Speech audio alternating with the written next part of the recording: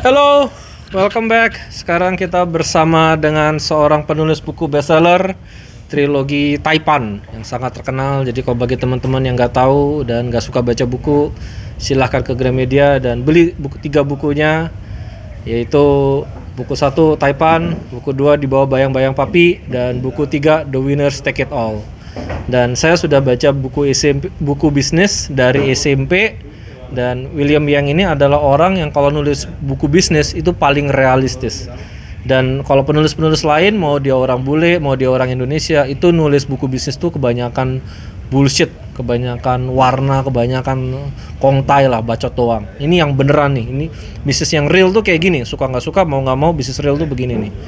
Oke, gimana Mr. William? Apanya yang gimana? Baik-baik saja. Baik-baik saja kabarnya. Mr. William bisa nggak cerita tentang kayak kehidupan masa kecil, keluarga dulu seperti apa? Masa kecil saya ya normal-normal aja gitu. Keluarga saya juga keluarga baik-baik. Normal-normal aja. Ya memang what I want to say gitu ya. Kita kuliah biasa, sekolah biasa, nggak pernah gagal kelas. Kuliah ya udah selesai. Lahir besar di Jakarta. Di Jakarta. Nah, kalau misalkan mungkin ya ada sedikit jiwa pemberontak dari saya karena memang kan biasalah semua mungkin dialami banyak keluarga anak-anak Chinese gitu ya. Iya. Karena papi mami mau begini ya kita mau gitu, jadi ya kita mau coba memaksakan jalan kita gitu. Which is kadang-kadang gue sesali juga, mungkin harusnya gue nurut juga sama papi. Jadi kita jalanin gini kan, udah mesti kamu kerja di sini aja, udah begini aja, ngikutin aja, oke gitu kan. Terus gue bilang kan, pokoknya gue nggak mau, gue pakai cara gue gitu. Karena terlalu sering diomelin, sering kayak digoblok-goblok gitu, lama-lama kan kita kan error juga gitu. Iya. Udah kayak gitu kita mau jalanin, udah mau jadi pengusaha gitu kan. Buntar, jungkir balik segala macam. Pentok sana pentok sini ya, ketemu si ini si itu tuh, dimakan orang, dimakan sini, ya udah akhirnya ya menjadikan saya mungkin punya satu background tentang cerita Taipan itu dari perasaan diri sendiri. Jadi loh, tadi kalau nggak salah dengar berarti sebenarnya papa ngarahin Mr. William ini supaya jadi karyawan, jadi ya kerja jangan yang aneh-aneh lah gitu. Oh gitu. Tapi kalau boleh tahu papa profesinya karyawan? Enggak, papa usaha. Dia bukan papa sih, lebih banyak mami yang ngarahin. Suruh jadi adalah ini yang demonnya banyak, ini gajinya cukup gede, udah jangan aneh-aneh lah, jangan ambil resiko or something. Which is belakangan aku menyadari belakangan ya udah mendingan kayak gitu ya. Daripada gua jungkir balik dunia Kang Au gitu kan. Kang Au tuh kayak dunia persilatan gitu. Dunia yang kacau-kacau, tapi itu which is build my background dan membuat saya kalau ketemu satu orang level apapun, I can talk at the same level. Itu skill yang bagus tuh. Nah, itu jadi skill yang bagus. Jadi aku ketemu sama CEO dari satu perusahaan raksasa gitu, kita ngomong nyambung aja. Atau sekalian yang punya sekalian ya nyambung aja. Dan itu bisa membuat saya satu skill background untuk menulis cerita Taipan. Nah, jadi kalau Taipan itu ceritanya itu kan saya inspired berbagai gosip-gosip di dunia Kang Au ini yang seru-seru gitu kan, tapi sepotong-sepotong gitu. Dan itu berjalan selama bertahun-tahun, dari sejak kita kecil mungkin udah kita udah dengar dongeng-dongeng dunia persilatan itu. Yang sampai pada satu titik ya saya udah mulai berkenalan dan bisa nongkrong-nongkrong sama kalangan-kalangan itu. Ya udah kita bisa konfrontir satu cerita, satu ini loh ada dongeng cerita begini, caranya gini loh. Dan itu karena kayak saya punya satu background seperti itu yang panjang, jadi saya bisa nanya pertanyaan yang tepat. Biasa kan enggak lah, kita mah begini, kita hoki, kita begini, selalu kalau ngomong begitu. Tapi kalau kita langsung tembak, gitu ya. Terus ini itunya sih, lo masa digituin, masa om bisa sih digituin? Mana ada, dia mau begini. Jadi Jadi gue bisa punya satu skill, gue bisa ngebaca what is really behind gitu, karena gue ngalamin sendiri. Iya. Saya pikir sebagian besar pengusaha ya, misalnya teman-teman itu kalau pernah bisnis, mungkin sebelum bisnis apalagi pernah baca buku, begitu terjun tuh kok kayaknya ini orang yang nulis buku tentang berenang ini pernah nyentuh air nggak sih gitu. Nah, jadi ya memang saya ngerasain seperti itu kan, kita motivate as Robert Kiyosaki whatever gitu. Binder dandat ya, pernah baca juga. Kita baca gitu kan, abis itu kita ikut jingkrak-jingkrakan depan jadi seminar jangkis whatever kita tes dan lapangan itu oke, in the end apa yang dikatakan para orang tua dulu it's right gitu loh. Makanya diarahkan suatu yang low risk gitu loh. Yaitu hoki tait pun su teji. Keberuntungan nomor 1, kepandaian nomor 2. Lo mau pintar kayak gimana, kalau lu lagi sial ya sial aja. Makanya kita lihat anak itu si bos besar itu goblok gitu, kok gue lebih pintar, kenapa dia lebih bagus gitu. In the end it's your luck gitu loh. Dari mana dari luck gue nggak bisa jawab, saya nggak bisa jawab. Ya mungkin aja lu ke Gunung Kawi whatever. Jadi you sell your soul to the devil. We don't know whatever or karma. Di kehidupan sebelumnya. We don't know. Kita dengar cerita kan, tapi ya kita nggak bisa memastikan hal itu. Nah, jadi itu something yang saya nggak bisa confirm, walaupun katakannya whatever. Jadi sebenarnya Mr. William ini pernah jadi mahasiswa pastinya ya, yes. Dan kemudian berarti pernah juga jadi karyawan. Ya. Pernah juga. Justru terakhir jadi karyawan setelah kayaknya mami benar. Dan akhirnya pernah juga jadi pengusaha. Justru dari pengusaha dulu, macam-macam, properti lah segala macam ya. Kadang-kadang untung, tapi ya untungnya mendingan gue gak usah kerjain gitu. Jadi ya kadang-kadang kita ngelihat suatu hal yang ini bisa, orang gitu aja bisa, kenapa kita nggak bisa itu? Ya kadang-kadang ya memang dia bisa, tapi kalau kita yang jalanin kita nggak akan bisa, atau kita akan terseok-seok sekali. Iya. Karena itu kita nggak jalannya di sana. Iya. Nah terakhir ya udah kita mulai santai, ya udahlah kita realistis aja. Kalau hoki datang kita datang, kalau enggak ya enggak. Ya, uniquely pas saya lepas itu mulai ada jalan gitu loh. Jadi saya nggak mau maksain gue mesti jadi ini, gue mesti merebut ini. Dulu kan kayak begitu. Iyalah, semua mungkin orang pernah muda. Mungkin anak-anak geblek itu, kita sesama anak-anak geblek udah. Ini pernah juga. Kita mengalami itu, mau menguasai dunia kan. Mau ngerubah dunia whatever. Which is ya kita terima aja. Kita lihat aja kalau misalkan opportunity is coming. So we come. Like this book gitu loh. Someday itu dongeng-dongeng yang kita penasaran what is the connection. Kenapa saya bisa sampai nulis ini? Itu kan saya memang sama lah seperti para junkie, para pecandu narkoba pasti ujungnya pengedar. Kita yang suka baca buku pasti ada kepengenan nulis buku. Ada yang mungkin sering ikut motivasi ya. Ada pernah menghayal jadi motivator. Saya pernah. Atau kita suka nonton film, menghayal kita membuat film. Jadi sutradara. Pasti pernah kan? Menghayal kita sebagai sutradara, walaupun hanya sebatas khayalan doang. That's me. Nah, saya suka baca buku, saya koleksi bukunya banyak untuk melengkapi skill saya yang waktu berjuang sebagai pengusaha whatever gelo itu. Ya udah, dan akhirnya saya nggak ngerti satu teknik untuk nulis. Ya untuk melengkapi saya pernah ikut berapa kali lah seminar menulis whatever. Oh ada juga ya?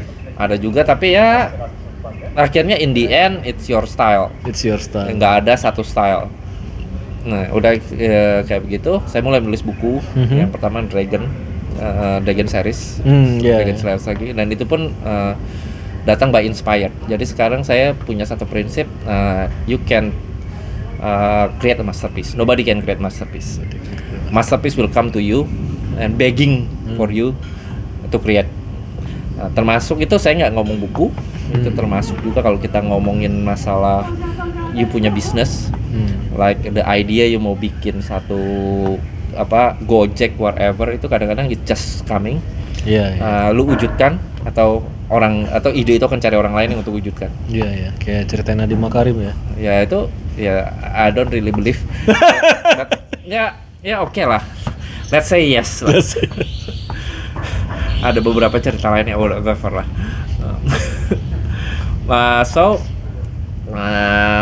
Karena Dhani Makri masih simpang siur ceritanya, belum ada ini dan masih tercampur gosip-gosip ya.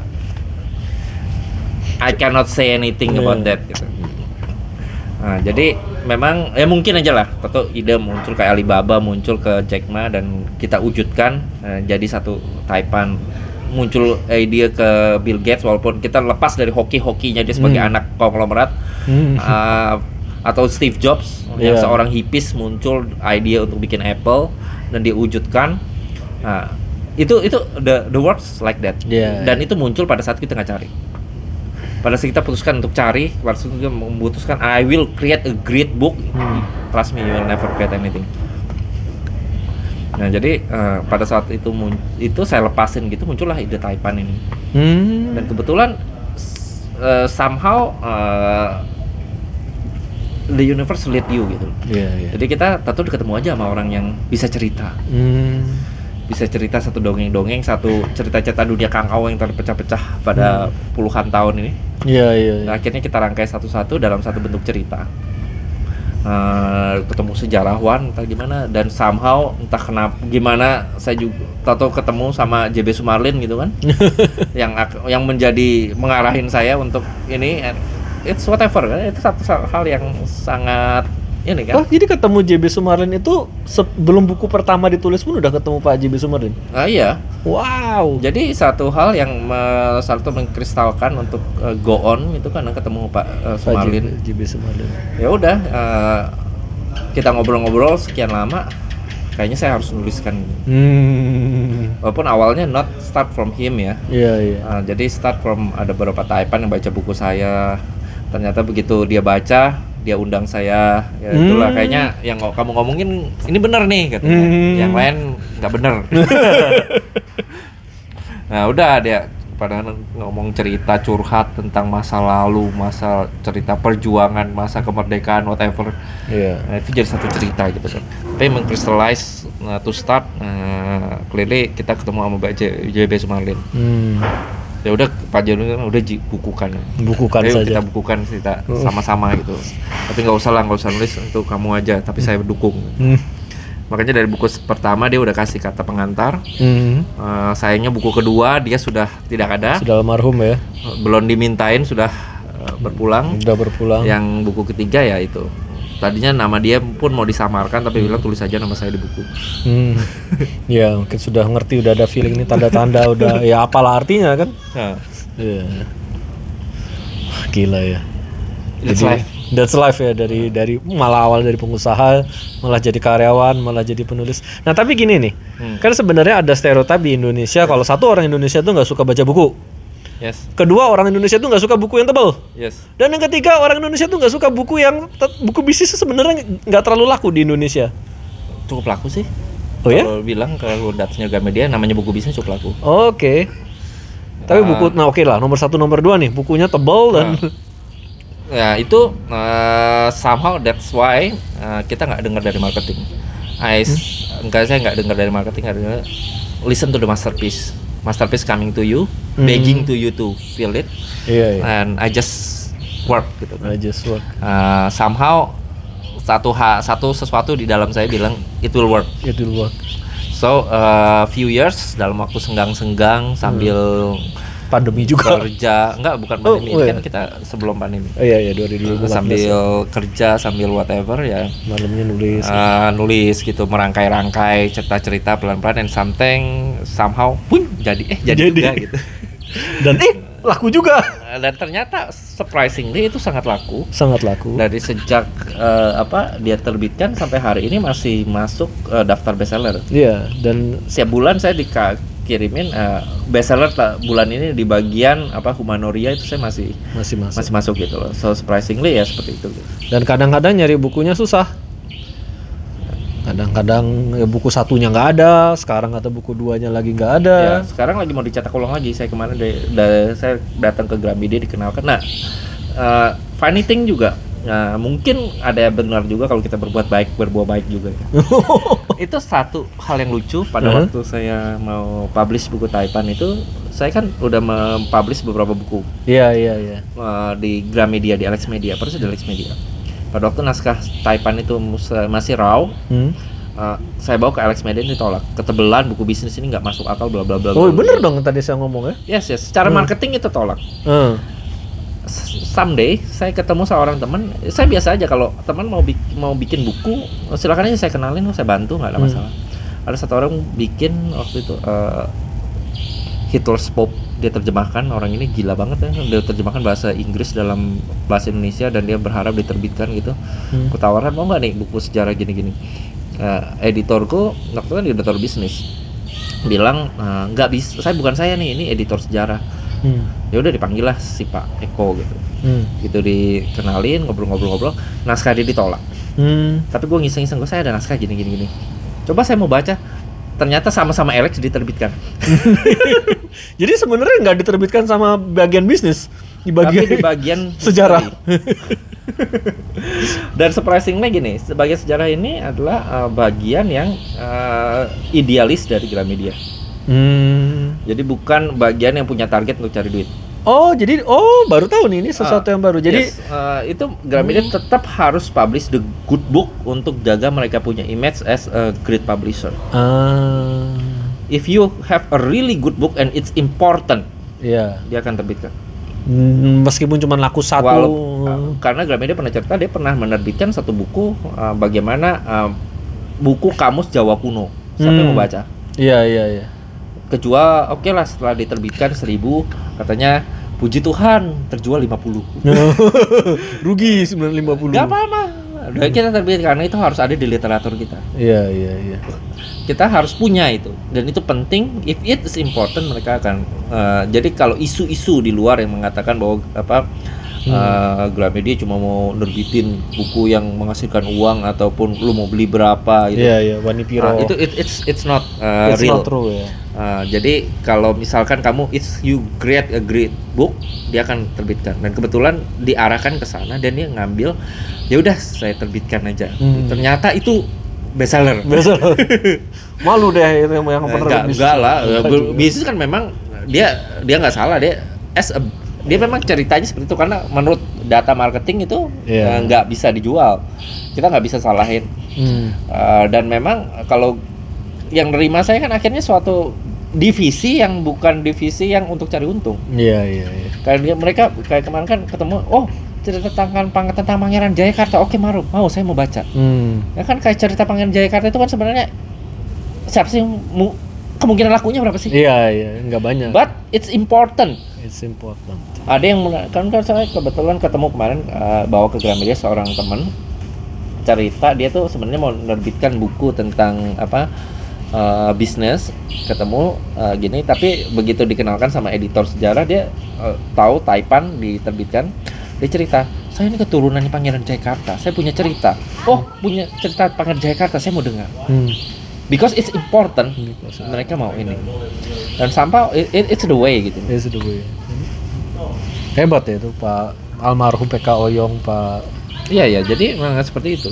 Semangat jurnalistiknya itu masih terjaga ya, nggak hanya semangat kapitalisnya. Ya tetap make money, mereka harus make money, tapi mereka harus tetap menjaga brand Gramedia sebagai satu penerbit buku bagus, bukan sebagai penerbit yang cari duit doang. Yang cari duit doang. Yang nodong pengarang, kalau lu ditodong ya nggak tahu ya, buku lu mungkin yang I don't want to say anything.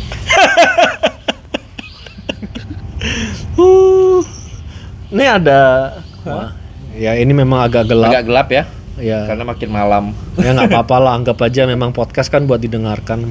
Muka kita juga gini-gini aja ya. Ya. Ada nggak keinginan buat kembali jadi karyawan atau kembali jadi pengusaha atau kembali ke masa lalu? Ya tentu aja kita mau kembali ke masa lalu, dan I know what to do pada waktu itu, yang gimana kita cengok, gimana kita pada waktu terlalu ambisius, gimana kita terlalu bego gitu. I can fix it now. Bahkan pada waktu itu saya ingat kan saya bingung gitu loh pada waktu ada ketemu satu regulator. Regulator bilang nggak boleh karena begini. Ternyata apa itu bisa diabaikan.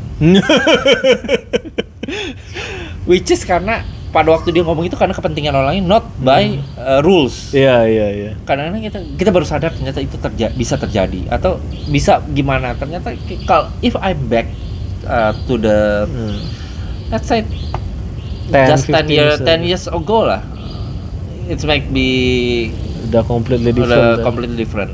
Tapi ya karena kita nggak mungkin, ya udah kita mau nyesalin apa. Tapi ilmu ya ada, dan mungkin jalanku ya bukan, I'm not a Taipan, but I can create the story about that. Yeah, that's very Jadi wise. Itu satu keunggulan. Ya, saya bisa bikin novel. Pengalaman itu satu keunggulan di mana saya bikin novel yang mungkin belum ada yang bikin. Saya pikir di dunia ini belum ada, karena backgroundnya harus background yang ngerti background bisnis. Iya, bisnis itu harus dirasain sendiri. Ini dengan with all due respect ya, kan kita tahu di Indonesia nih ada seorang profesor yang hobinya nulis buku bisnis. With all due respect, saya baca 5 halaman saya tutup. Ini lu nggak pernah ngerti kok. Lu ngomong tentang renang, lu nggak pernah masuk ke air kok.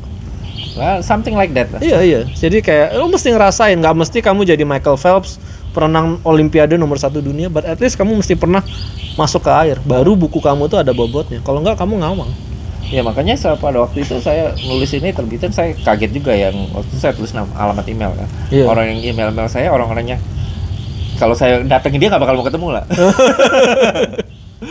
Dan saya beberapa CEO yang ternama itu saya bisa nongkrong bareng, ngopi bareng karena that's book gitu loh. Nanti baca bukunya kayak gitu loh. Oh, that's real gitu loh kayaknya. Jadi saya bisa bikin nulis yang punya background bisnis. Which is saya tidak bersaing di cerita cinta yang banyak orang yang mengalami putus cinta, jadi banyak punya experience lebih ahli dari saya dalam dunia percintaan gitu. Lebih ahli dalam berganti-ganti pasangan. I don't know about that shit. Iya. Tapi kan nih, oke nih, udah bergaul dengan pengusaha segala macam dari berbagai level kan, dari yang mikro sampai yang Taipan. Kalau ngelihat ya, kesalahan paling umum terjadi di orang bisnis itu apa sih? Dan pernah bisnis sendiri juga ya, in general gitu. Ya mungkin kalau misalkan pengalaman itu karena kita berusaha tidak menjadi diri sendiri. Itu ya? Kita tidak berusaha menjadi diri sendiri, jadi kita udah jalan nih. Terus ada si itu, karena si itu ada tambahan ini, kelebihan gini, dia maksain masuk walaupun kita nggak klop. You can feel it in your experience? Ada, yes, correct.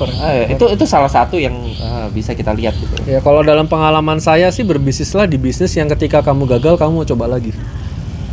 Bukan cuma itu, jadi kadang-kadang kita maksain satu yang sukses di orang lain untuk dipasangin ke kita. I can feel it sih, karena waktu kecil gitu kan, waktu masih remaja tuh kan sebentar pingin jadi Warren Buffett, sebentar pingin jadi Donald Trump, sebentar tergantung dengan buku siapa yang dibaca, sebentar pingin jadi Kiyosaki. Ya itulah. Sebentar begini, sebentar begitu gitu kan. Jadi ya padahal kalau kita ngelihat wawancara para Taipan itu, mereka waktu mulai itu bukan satu ambisi untuk ngubah dunia, no. They just try to cari duit lah. Jadi yang diajarin orang ini bermimpilah setinggi langit whatever. Nggak usah. Yang jadi benar-benar jadi raksasa itu nggak mimpi jadi raksasa. Itu kenyataannya. Dia cuma mimpi gue tuh mau cari makan. Tahu-tahu aja di jalan jadi raksasa. Ya sekalian aja. Ya langsung sikat aja gitu kan. Nah itu yang surprisingnya ya kayak begitu. Jadi now tensi saya turunin lah, saya nggak mau ngejar yang gila-gila lagi. Kalau ada jalan ke sana ya terjadi gitu. Kalau nggak ada ya apa yang gue mau kejar kalau bukan punya gue. Jadi pepatah lama bilang hokita it pun suteji, ya udah baru saya pahami setelah sekian lama. Setelah 40 tahun lebih ya. Wah, sebut umur salah nih. Setelah all your life itu baru berasa ya. Ya jadi that's keunggulan yang saya punya karena kita punya background. Jadi saya ingat pepatah cerita kalau mau itu ada cerita dari Steve Jobs yang mungkin pernah nonton pidatonya. Enggak, Stay Foolish. Oh, Stay Hungry, Stay Foolish ya.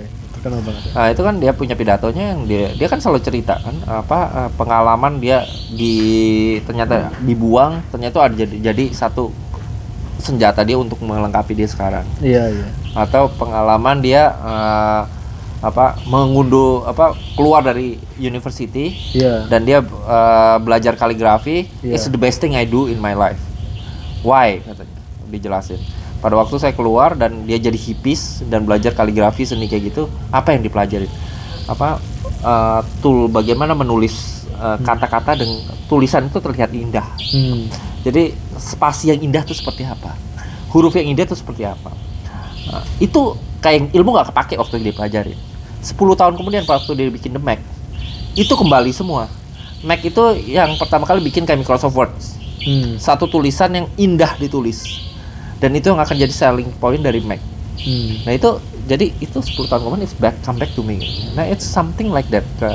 Pada waktu itu kita jungkir balik, ngapain I waste my time like this gitu.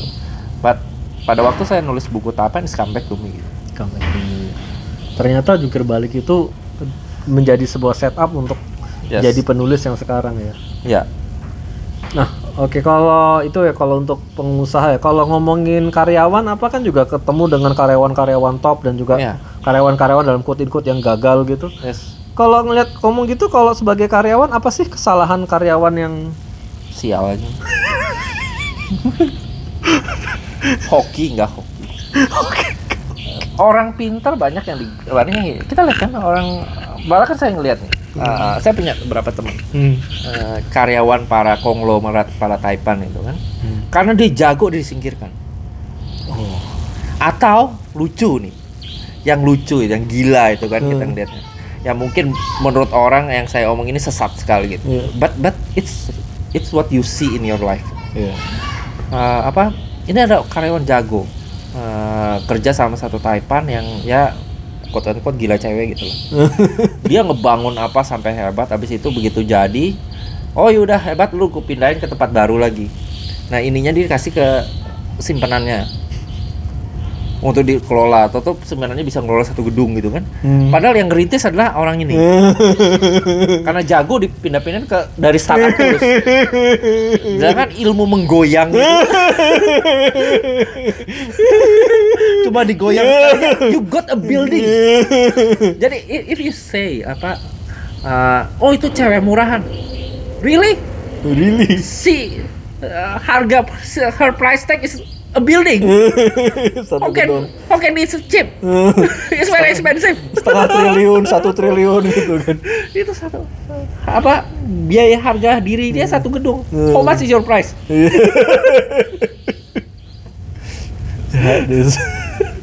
That's good. Okay, that's funny gitu kan. Makanya jadi dia seperti itulah. Ada yang karyawan akhirnya memutuskan, udah kayak gue begini, gue mending nyolong aja.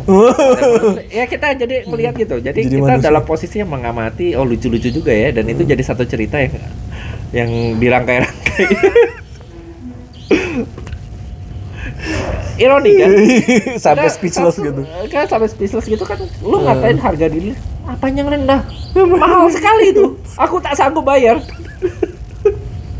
Itu harga diri seharga hotel bintang 5. Can you imagine? How much is your price? Belum punya hotel nggak bisa ngomong. Iya. Jadi gitu ya hidup ini ya. Ya jadi terakhir kali nggak ada satu prinsip yang gimana-gimana bikin kita pusing juga. Kalau kita nggak berani. Terakhir saya nggak bisa ngejak bagaimana cara yang benar untuk hidup atau gimana. Jadi ya terakhir seperti yang dibilangin orang-orang tua Tionghoa dulu, hoki pun suteji. Ya udah, untuk ujung-ujungnya kita memahami setelah in the hard way. That's it gitu loh. Walaupun saya menyesali kenapa gue dulu nggak begini kalau begitu, tapi ya it's a good thing lah. Udah sampai kesini ya udahlah, kita terima. Dan itu jadi satu kayak Steve bilang, you cannot connect the dot looking forward, you only connect the dot looking backwards. Dan setelah kita ngalamin semuanya, inilah yang kita jalan hidup kita seperti inilah. Dan karena kita ngalamin ini, ya akhirnya kita bisa jadi begini. Kalau kita nggak ngalamin itu, kita nggak bakal bisa.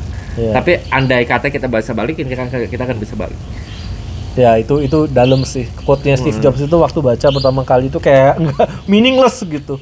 Tapi setelah saya juga punya pengalaman hidup, ngeliat ke belakang, gini toh. Ya seperti itulah. That's life ya. That's life. Ya. Jadi sebenarnya kalau ngeliat Mr. William ini udah nggak mengotak-ngotakkan hidup ya, sebagai pengusaha, sebagai karyawan atau sebagai penulis atau ini atau itu bikin cuman stres atau mau bikin saya punya cita-cita itu udah ngejar itu udah nggak gini lagi karena all the Taipan yang saya meet nggak punya cita-cita. Yang punya cita-cita malah ngaco. Malah ngaco. Ya ada beberapa anak Taipan punya cita-cita ngubah dunia yang ngaco juga. Ngaco. Karena dia terlalu ambisius dan terlalu ngebuktiin dan dia punya satu forecasting yang mana forecasting itu dalam perjalanan hidupnya kan ternyata tidak seperti itu. Iya, iya. Memang secara forecasting sangat masuk akal jalan begini tapi toto tek ada belokan gini. Dan belokan ini satu hal yang sangat kurang ajar seperti yang saya bilang tadi kan. You punya forecasting lo akan jadi Taipan akan diajak partner sama bos besar toto ketemu cewek yang bisa ngegoyang bos itu. Lu punya pencapaian dikasih ke cewek itu. Lu mau ngomong apa? That's stupid kan? But that happen. Iya. Lu nggak suka, lu jadi Taipan atau lu jadi cewek? Pilih mana? Enggak lah, kita nggak ngomong gitu. Cowok juga kalau lu jago goyang juga. Kan ada apa istilah Bali itu saya? Iya. Apa? Oh itu Mukudu. Saya cukup kaget ya istilah itu nggak ngetop di Jakarta ya. Ya itulah, jadi ada istilah seperti itu ya. Banyak kan yang seperti itu. That's true. Dan akhirnya berantem sama mertua dan jadi gini akhirnya dikangkangin sama orang yang itu. Ya udah, jadi kita melihat dunia sebagai satu panggung sandiwara yang kita lihat. Kalau emang ada jalannya ke sana ya udahlah saya jalan. Ya memang kadang-kadang kalau opportunity lewat-lewat kita gatal juga lah untuk jalannya, tapi kadang-kadang ya sialan lah gue jalanin ini. Kadang-kadang ada juga yang seperti itu. Tapi sekarang ya kadang-kadang ada juga nih, opportunity ini aku coba jalanin. Seperti yang misalkan ini ada tiba-tiba saya diundang sama satu instansi, diajak, ini ada opportunity seperti ini. Ya udah saya bawa ke teman-teman saya kayak tadi gitu kan. Ini ada opportunity gini-gini. Somehow dalam hati saya kita kan ada harapan. Iya, dapat tetap. Tapi ya seperti itu kan, kita coba jalanin aja mungkin di satu jalan or something. Kadang-kadang masih suka ada juga seperti itu, tapi ya udah nggak segila dulu lagi gitu. Jadi Mr. William ini orang yang satu mungkin dari sangat sedikit orang di dunia yang bisa bergaul dengan kalangan yang bagi kita tuh sudah kayak dewa-dewa di langit gitu. Itu kebetulan lah. Tapi justru dari pergaulan itu dan ngelihat mereka dari baik dan buruknya, pinter dan bodohnya, karena mereka juga buat kesalahan dan beberapa kesalahan yang konyol, mereka juga punya kebaikan dan moral baik sendiri dan mereka punya ngaco-ngaconya sendiri. Tapi lihat dari semua itu malah ngomong sama Mr. William ini sudah kristalnya itu sudah seperti Sri Krishna itu. Ketika bicara dengan Arjuna, ya kan kerjakan saja jangan mengharapkan hasil. Ya kan, nasib akan membawamu kemanapun kamu pun tak tahu. Tapi kalau yang di depan mata kamu tidak selesaikan dengan baik, something like that. Yang di depan tidak ada. Ya makanya ini kan saya tiba-tiba kemarin juga waktu Januari tiba-tiba saya ngobrol, ada orang yang ngomongin kripto itu, terus akhirnya saya dapat ide untuk bikin cerita berikutnya. Yang berjudul Tokennya itu seperti itulah. Beli ya guys. Ya. Kapan terbit? Belum tahu karena belum selesai. Setelah selesai baru kita ngomong terbit. Iya ini sudah tercerahkan melepaskan diri dengan hasil dan tidak ada target lagi. Kita sudah sampai udah hampir bagian-bagian penghabisan lah dari buku. Jadi moga-moga naskahnya bisa segera jadi. Tapi biasanya kalau naskah jadi itu saya tinggalin selama seminggu, habis baru baca lagi. Itu salah satu cara tekniknya. Iya. Kita tinggalin seminggu, baru baca lagi, baru kita ngeliat salah-salah semua nih kenapa nih, baru kita revisi lagi, baru kita berani masukin ke editor. Oke, thank you banget Mr. William for your time and I really learn a lot, dan semoga teman-teman juga belajar dengan dua orang yang sudah kayak wayang dalam kegelapan ini. Tapi semoga bermanfaat karena tidak setiap hari teman-teman bisa bergaul dengan orang yang punya 1 triliun, 10 triliun dan bahkan lebih. Aku nggak bergaul juga loh. Kadang-kadang ketemu aja. Ketemu aja. Cuman ya itulah, ini sebuah kisah yang wow, dan ternyata intisarinya tuh mirip-mirip lah kalau kita baca Mahabharata, Bhagavad Gita. Hidup itu ada jalannya, kita nggak bisa ngambil rezeki orang, kita nggak bisa ngambil jalan orang. Ada hoki, ada sial, ada karma, dan ada fokus. Jangan punya ngimpi-ngimpi yang aneh-aneh 100 langkah ke depan. Itu quote yang sangat bagus sih. Tidak ada satupun Taipan yang punya cita-cita jadi Taipan. Yes. Not one. That's very deep. Okay, thank you and good night. Thank you. Yuk, bye-bye.